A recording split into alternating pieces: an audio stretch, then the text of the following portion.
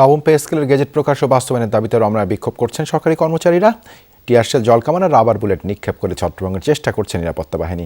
আমাদের সহকর্মী রাব্বি সিদ্দিকী সেখানে রয়েছেন। রাব্বি, এখন পরিস্থিতি কেমন? আন্দোলনকারীরা কোথায় অবস্থান করছেন? তাদের যে দাবি গেজেট প্রকাশ করতে হবে,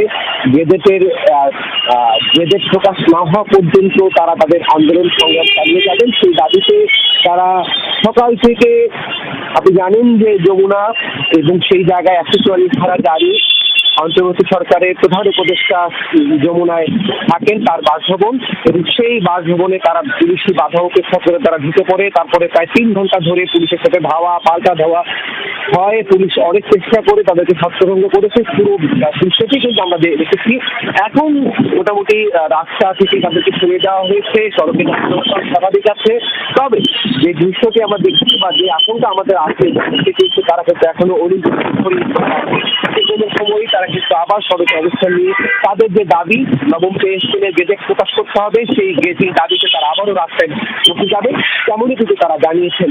পুলিশের অনেকে আহত হয়েছে আন্দোলনকারী বিক্ষোভকারী। আমরা নিজে দেখেছি যে অনেকেই কিন্তু পুলিশের যে টিয়ারশেল, রাবার বুলেটে তারা আহত হয়েছে, তাদের হাসপাতালে নেওয়া হয়েছে।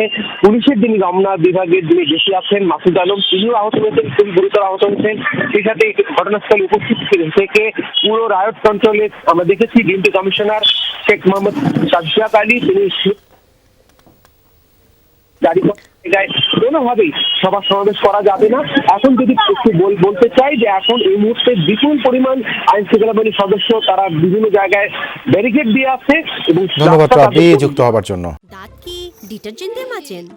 তাহলে ডিটারজেন্ট কিভাবে টয়লেটকে ঝকঝকে পরিষ্কার করবে? তাই বেস্ট এভার হারপিক। ডিটারজেন্ট না, বেস্ট এভার হারপিক নিন।